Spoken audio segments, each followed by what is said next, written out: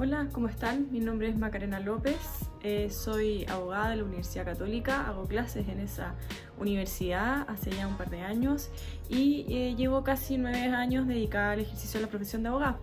Y en esta oportunidad, junto con Red Learning, les vamos a hacer una presentación referido al principio de probidad en la función pública. Nos vamos a referir a 4 temas en particular. Uno, ¿dónde está regulado? ¿Cuáles son los elementos bajo los cuales podemos hablar que estamos regidos por el principio de probidad administrativa? Luego vamos a hablar de aquellas conductas que contravienen el principio de probidad y por último la responsabilidad administrativa o las sanciones que acarrea la contravención a este principio de probidad. Entonces, en primer lugar, respecto a la regulación, podemos decir que está regulado en dos partes, digamos, de nuestro ordenamiento jurídico. Uno, en primer lugar, está regulado en la Constitución de la República y en leyes, ¿ya? En la Constitución esto es importante decir porque el artículo 8 específicamente de la Constitución de la República regula el principio de probidad y señala básicamente que los funcionarios públicos están obligados a actuar conforme al principio de probidad. No señala qué significa ni nada más, sino que simplemente da este principio general.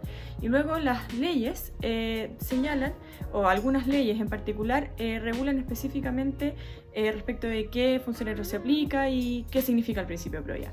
En particular, el Estatuto Administrativo, que regula a todos los funcionarios públicos, y también algunas leyes orgánicas constitucionales que regulan el Banco Central, las municipalidades o algunos servicios específicos.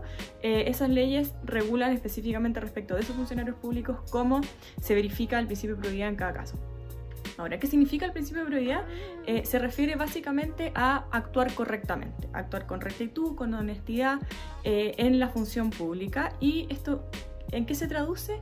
En que básicamente los funcionarios públicos están llamados a ser un modelo de virtud. ¿Cuáles son los elementos que están presentes para que podamos hablar de que hay un principio de probidad o que ciertas personas están llamadas a actuar conforme al principio de probidad? En primer lugar, tenemos que estar hablando de un funcionario público.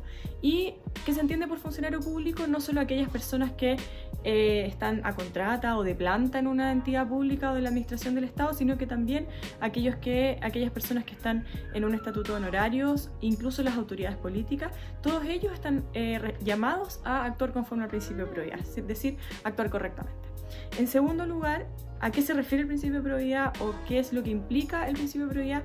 Implica, como ya dijimos, actuar de forma recta, correcta, honesta en el ejercicio de las funciones. Y se refiere a que los funcionarios públicos tienen que tener una conducta intachable.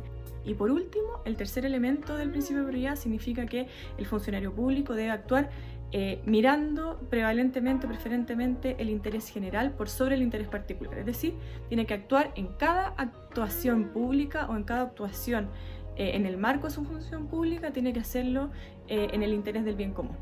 En primer lugar, vamos a hablar aquí algunos ejemplos generales no taxativos, que son, por ejemplo, actuar en beneficio personal y no en beneficio de la función pública. Por ejemplo,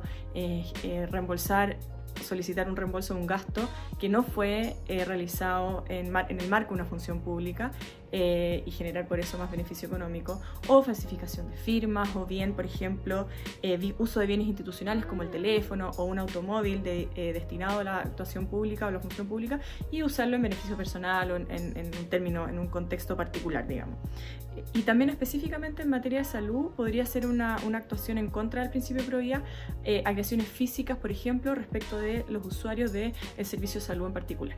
Y también hay algunas conductas más específicas que están reguladas, por ejemplo, el tráfico de influencias, el uso de información privilegiada, el uso de la jornada que está dedicada a la función pública o parte del personal que está dedicada a una función pública específica para fines personales. En el caso de un servicio de salud, por ejemplo, dentro de la jornada de trabajo destinada al hospital, por ejemplo, llevar parte del personal, del staff de ese hospital y hacer una consulta médica particular y generar ingresos por ese lado, por ejemplo, podría ser en contravención al principio de probidad administrativa. Y también algo que es muy como bien común o que se escucha mucho, recibir regalos o solicitar regalos o donaciones, en realidad, salvo que estén permitidos. ¿Cuándo están permitidos? Están permitidos cuando son en el marco de protocolos o una cortesía, un regalo por una cortesía. Pero si, por ejemplo, si va a aceptar una donación o un regalo para estar primero en la lista o para avanzar en una lista de espera o algo así, eso sería en contravención al principio de probidad, obviamente.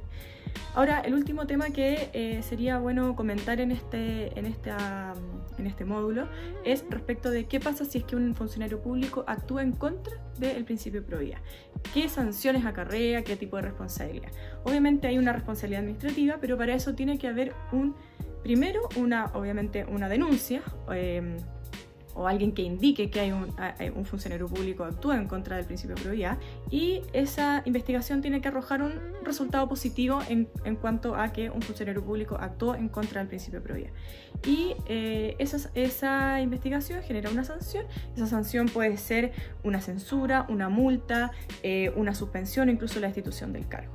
¿Y qué otras responsabilidades podría acarrear el actuar en contra del principio de probidad? No solamente una responsabilidad administrativa, que dijimos que genera una sanción administrativa, sino que también puede acarrear sanciones penales, es decir, quien infringe el principio de probidad incluso podría estar privado de libertad por la comisión de un delito. También podría generar una responsabilidad civil. Eso significaría que quien actúa en contra del principio de probidad podría estar obligado a indemnizar los daños ocasionados a alguien, a un tercero. Incluso una responsabilidad política, esto es reservado por las autoridades políticas, pero previo juicio político realizado por el Congreso, esa autoridad podría tener una responsabilidad política. Y bueno, estos son los 4 temas más relevantes o más importantes para poder conversar en esta clase. Ustedes igual de todas formas pueden seguir viendo los manuales, las otras actividades que tiene preparada Red Learning para ustedes, y nos veremos en una próxima oportunidad, y específicamente nos vamos a ver en el próximo módulo respecto de la transparencia. ¿Okay? Mucho gusto y espero que esta clase la hayan disfrutado.